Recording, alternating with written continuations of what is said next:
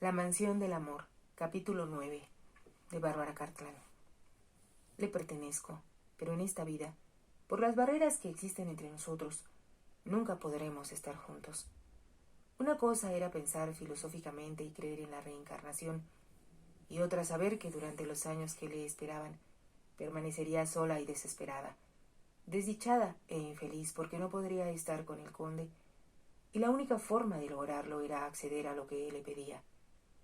Podría aceptar su protección aunque eso significara convertirse en una paria social por el resto de su vida, pero comprendió que era imposible, no solo porque eso lastimaría a su padre, sino porque en su corazón destruiría la perfección de su amor, aunque tuviera el amor del conde. Si él ama la perfección en su casa, yo deseo de él la perfección, lo quiero como marido. Deseo que me ame sin que ninguna otra mujer signifique nada para él en su vida. Deseo que mis hijos jueguen en la casa que construye, que cabalguen sus ponis y que crezcan y reflejen parte de su carácter y del mío. Ese era el verdadero significado del amor, se dijo, cuando un hombre y una mujer se convierten en un solo ser perfecto, algo a lo que ella ahora nunca podría aspirar. Y es mi culpa, solo mi culpa, se dijo. Pero era demasiado tarde para hacer nada al respecto. El conde estaba tan absorto en decirle lo que deseaba arreglar para ellos, que no se dio cuenta de que ella permanecía en silencio. Y, de hecho, no habría podido hablar, porque cuando él no hablaba, la besaba y la violencia de sus primeros besos, debido en parte a que estaba indignado, se convirtió después en un intenso deseo que lo hizo olvidarse de todo, incluso de la perfidia de Lady Caroline. Estaba concentrado, decidiendo su futuro y la forma de estar juntos. ¿Cuándo vendrás a mí, mi preciosa?, le preguntó cuando, por fin, Darcia logró decir que debía irse. Lo pensaré, respondió. Supones que es la respuesta que deseo. Te dije que no puedo esperar. Te deseo ahora, mañana, al día siguiente, y me volveré loco si vuelves a desaparecer o me haces trabajar solo en la casa, cuando podemos hacerlo juntos. Su sinceridad era evidente, pero en ningún momento se le ocurrió pensar en ofrecerle a ella la posición que acababa de perder Lady Caroline. Mi amigo se va mañana, insistió. ¿Irás el viernes? Ella no respondió y él insistió. Prométemelo, prométemelo. Oh, mi amor, seremos tan felices. Como si la sola idea de esa felicidad lo excitara. La besó hasta que ella protestó. Por favor, me asustas. Al instante, él se mostró más tierno. Perdóname, cariño, pero me vuelves loco, y es algo que, según la mitología, hacían con mucha habilidad las diosas cuando descendían hacia los simples mortales. En este momento yo también soy mortal. Lo sé y no sabes cuánto me emocionas. Bajó la vista hacia los verdes ojos de ella al decir, no puedo creerlo, pero tengo que preguntarlo. ¿Ha habido otro hombre en tu vida? Nadie, susurró Darcia. Eso pensé, exclamó triunfante el conde. ¿Te habían besado? No, nunca. Me parece imposible. Me siento el más afortunado hombre en el mundo. La besó de nuevo, con más ternura, y agregó, no te asustaré, mi pequeño amor. Recordaré que, como mi pájaro azul, debe ser manejada con cuidado, pero te enseñaré a cantar solo para mí, y nuestro amor será tan bello que alcanzará una perfección solo conocida por los dioses. Cuando hablaba así, Darcia pensó que la hacía más feliz que si le colocara una docena de anillos nupciales en el dedo, pero comprendió que por glorioso que sonara, no era lo que ella deseaba. Se había separado de él sin decirle cuándo se reunirían y hasta el último instante se rehusó a decirle quién era. ¿Por qué eres tan misteriosa? Ahora que me perteneces, no hay necesidad de ello. Todavía no lo soy, pero lo serás. Ahora que sé que me amas, nada podría interponerse entre nosotros. Ya habían llegado a la puerta, pero antes de abrirla, la besó hasta que la habitación giró en torno de ella y le resultó difícil cruzar el vestíbulo y llegar hasta su carruaje. Ahora, el maravilloso embeleso de sus besos parecía burlarse de ella en la oscuridad. Es el fin. Mañana, al día siguiente y el día después, Me esperará en vano, pero no es probable que me encuentre, porque no asistirá a ningún evento social para no encontrarse con Lady Caroline. Tenía la incómoda convicción de que siempre temería encontrarlo y como lo amaba, su rostro estaría siempre frente a sus ojos y su cuerpo fuerte y atlético la acosaría en sus sueños. Lo amo, pensó desesperada, y no puedo hacer nada, excepto salir de Inglaterra en cuanto la temporada social termine y no regresar nunca. Sabía que tendría que hacerlo. Le sería imposible vivir cerca del conde y no verlo. Tenía la horrible sensación de que, a pesar de todos sus principios y sus ideales, lo buscaría porque su necesidad de él era muy grande. Entonces, no sería mejor que Lady Caroline, sino tal vez peor. Toda su educación, sus principios y su poder intelectual con el que razonara lo que sería su forma de vida, mucho antes de llegar a Londres, le indicaron sin lugar a dudas que tenía razón, no solo de acuerdo con las leyes de Dios, sino también psicológicamente. Era bastante inteligente para saber que el amor, para ser real, debía incluir respeto y eso sería algo que perdería al convertirse en amante del conde. Todo terminó, se dijo, y las lágrimas empezaron a rodar, lentas, candentes, muy dolorosas. Darcy sentía que había dormido solo unos minutos cuando alguien llamó a su puerta. No se había dormido hasta el amanecer y la cabeza le dolía de puro cansancio. Su doncella entró en la habitación. Llegó un telegrama, señorita. El señor Curtis lo abrió y dice que es urgente que lo lea a usted. Darcy se sentó en la cama. Tomó el telegrama de la fuente de plata y la doncella se dirigió enseguida a descorrer las cortinas. Al abrirlo, leyó su contenido. Amo herido de gravedad. Por favor, venga enseguida. Villa Vesta, Roma. Briggs. Lanzó una exclamación. De inmediato saltó de la cama y corrió hacia la habitación de la marquesa. 3 horas más tarde, las dos viajaban en un tren que salió de la estación Victoria a las 9:30 de la mañana rumbo a Dover. ¿Qué pudo suceder? ¿Cómo se habrá herido papá?, preguntaba Darcy a la marquesa una y otra vez. Ninguna de las dos encontraba una explicación razonable. Las doncellas habían empacado a toda prisa algunas cosas, mientras ellas se vestían para hacer el viaje que sabían sería largo. Como de costumbre, el señor Curtis resultó invaluable. Se puso en contacto con un guía de reconocida eficiencia y cuando Darcy y la marquesa estaban listas y habían llegado los boletos y la reservación para un vagón privado en el tren, el guía se adelantó para conseguir un camarote en el barco que cruzaría el canal y consiguió las máximas comodidades en el tren que las llevaría a través de Francia hasta Italia. Estoy seguro de que el señor Turnbull, que viajará con ustedes a partir de Dover, señorita, había dicho el señor Curtis a Darcy, las cuidará como lo desearía el amo. Briggs no habría enviado por mí si no fuera muy serio, comentó Darcy con voz baja. Espero que cuando lleguen, señorita, encuentre que no es tan grave como supone, respondió el señor Curtis. Ella sintió que, como le tenía afecto a su padre, el señor Curtis rezaba, al igual que ella, porque la proverbial buena suerte de Lord Rowley le permitiera reponerse de las heridas que sufriera. Entonces, como si de pronto recordara lo sucedido la noche anterior, Darcy se apartó con el señor Curtis para preguntarle con voz baja y que nadie escuchara más que él. Le pagó al actor que desempeñó el papel del señor Quincy. Quedó muy agradecido por lo que recibió, señorita. Lo hizo muy bien. Darcy iba a decir algo más, pero la marquesa le gritó desde la puerta que era hora de partir y a toda prisa abordaron el carruaje que las llevaría a la estación. Más tarde, Darcy poco recordaba del largo y agotador trayecto hasta Roma. Solo la angustia que sentía por su padre, que parecía aumentar con cada kilómetro que avanzaba, y el doloroso recuerdo del conde aguijoneaban su ser. Se daba cuenta de que, al verse obligada a salir de Inglaterra, el destino había intervenido de nuevo. Nunca volveré a verlo, pensó con tristeza, ni tampoco veré su casa ya terminada. Se torturó al imaginar que cuando ella no acudiera, como él esperaba, primero se sentiría perturbado y después, tal vez molesto. Era inevitable que más tarde la olvidara y tal vez solo cuando algunas veces mirara la jaula o el cuadro de Venus, Mercurio y Cupido.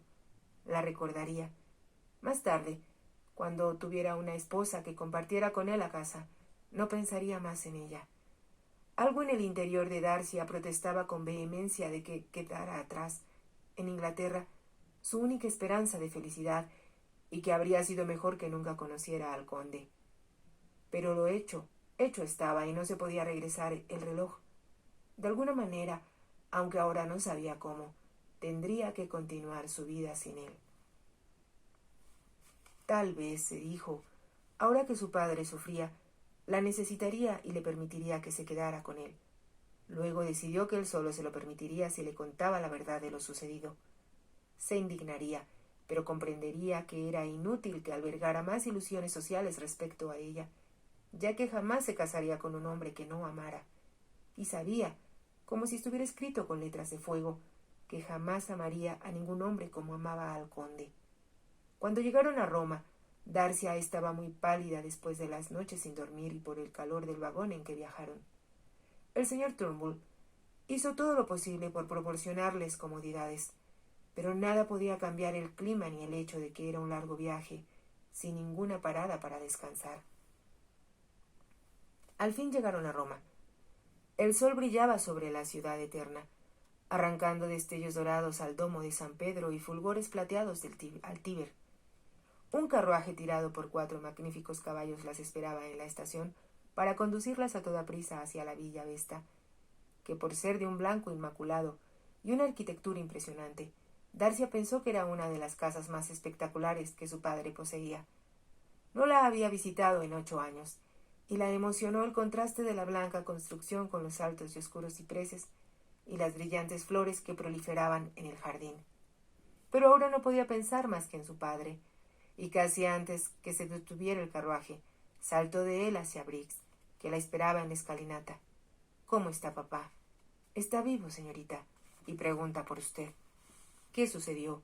—preguntó Darcia mientras subían hacia el fresco vestíbulo. —Lo apuñalaron 2 asesinos contratados por un noble italiano que no fue lo suficiente hombre para retar él mismo a su padre, señorita. Darcia lanzó una exclamación de profundo horror. Sabía muy bien la razón de ese artero ataque a su padre. Desde que tenía memoria, siempre existieron maridos y amantes celosos que lo detestaban por su éxito con las mujeres. Recordaba que había participado, cuando menos, en media docena de duelos, y en una ocasión, cuando era joven, retó a su oponente a pelear con los puños y resultó bastante lastimado, pero victorioso. Pero este había sido un ataque cobarde, y se dijo que su padre no solo resentiría haber sido herido, sino la forma poco caballerosa de arreglar un asunto. —¿Está muy mal? —preguntó Darcia cuando ya se acercaban a la habitación de su padre. —Me temo que no hay esperanza, señorita Darcia. Solo ha resistido porque desea verla —respondió Briggs antes de abrir la puerta. Darcia no pudo responder. Entró. La marquesa no la siguió al interior. Las cortinas estaban corridas y el lugar en penumbras. Se acercó a la impresionante cama que una vez perteneciera a un palacio real. Una monja que lo cuidaba se apartó de la cama de su padre al verla llegar. —Papá. Darcia habló casi en un susurro, pero Lord Rowley la escuchó y volvió la cabeza. Estaba muy pálido, pero todavía poseía una apostura admirable. Darcia. Abrió la mano que estaba sobre las sábanas, y ella deslizó la suya para tomársela. —Querido papá, vine tan rápido como pude. Se inclinó para besarle la mejilla, y se dio cuenta de que su piel estaba tan fría como si ya la vida hubiera huido de ella. —Quería verte —dijo Lord Rowley con dificultad—. Ya estoy aquí, pero papá, por favor, cúrate. No puedo perderte. Es mejor morirse cuando la vida todavía es divertida que volverse viejo e inútil. —Pero yo te quiero conmigo —protestó Darcia—. Si te mueres, papá, quedaré sola.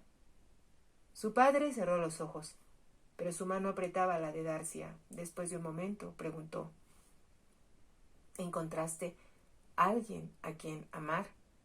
Darcia pensó un momento en decirle la verdad, que había amado y perdido, pero decidió que eso lo perturbaría. Por lo tanto, solo respondió: —Sí, papá, Amo a alguien tanto como tú amaste a mamá. Lord Rowley sonrió y en un susurro preguntó: ¿Quién es? El conde de Kirkhampton. ¿Lo recuerdas? Un excelente jinete. Me alegro, muñeca. Es el hombre que me gusta para tu marido. Darcia deseó gritar que aunque amaba al conde, jamás tendría la oportunidad de casarse con él. Pero guardó silencio y se dijo que nada importaba, excepto que su padre muriera feliz.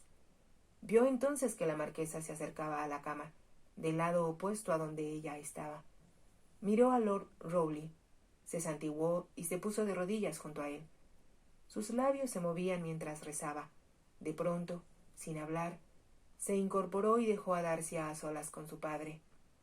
Debió permanecer como 10 o 15 minutos con él, cuando empezó a sentir que la presión de su mano se aflojaba. «Papá, papá».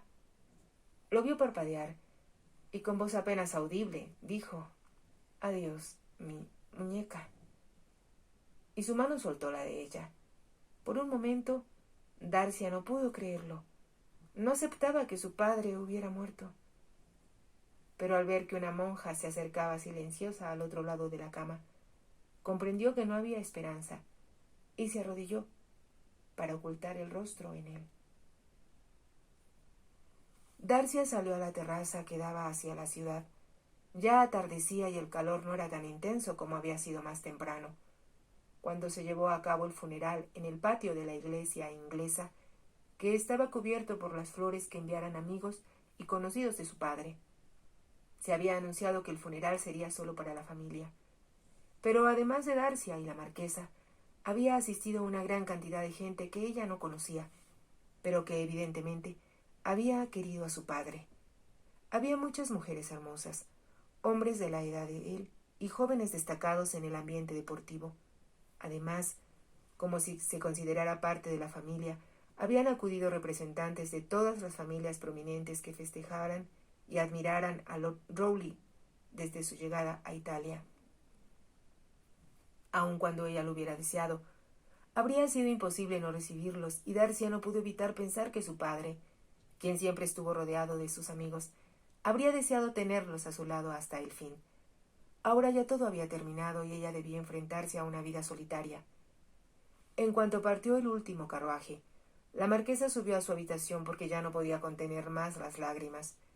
Tanto ella como Darcia se habían mostrado muy controladas durante el servicio fúnebre.